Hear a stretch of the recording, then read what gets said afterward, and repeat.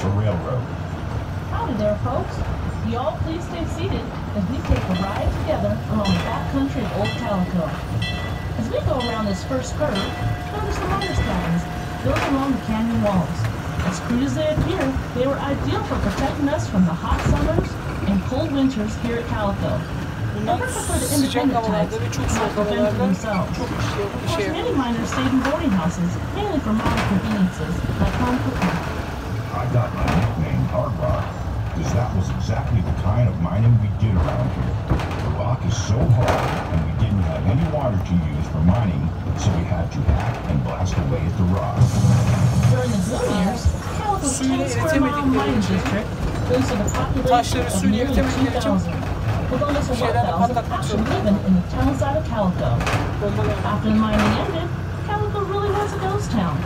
That's to say, it was mainly abandoned. And reconstructed by the Knott family in the 1950s. Back then, they had workers actually living here. These folks served the role of security for the town, a tradition that continues to this day. 1950'den bu yana hep burada insanlar şey olarak geçiyor. Burayı korumak amaçlı burada çalışan onlar. Bak. Patlatıyorlar burayı.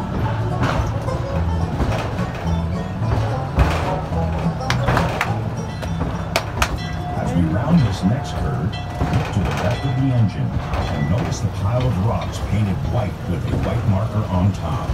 This is an example of what a corner monument looked like.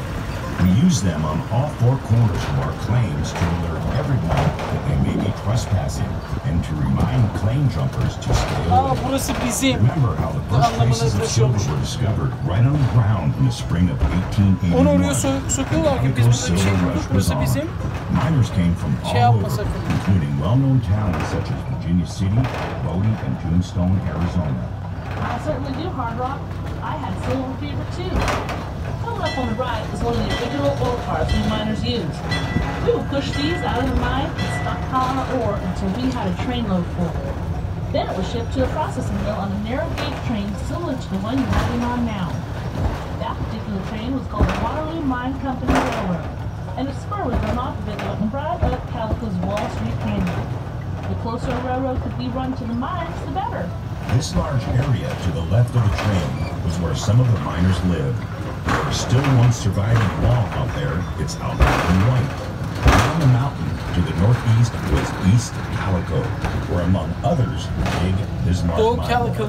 There was a little community out there with a store and a saloon. The Stacy brothers carried mail a mile and a half between Bismarck and Calico, even training their dog Horsey to do it for them. I remember that. They strapped a saddlebag right on his back so he could carry the mail and packages. As we pause here, take a look at the top of King Mountain, where your engineer is now pointing.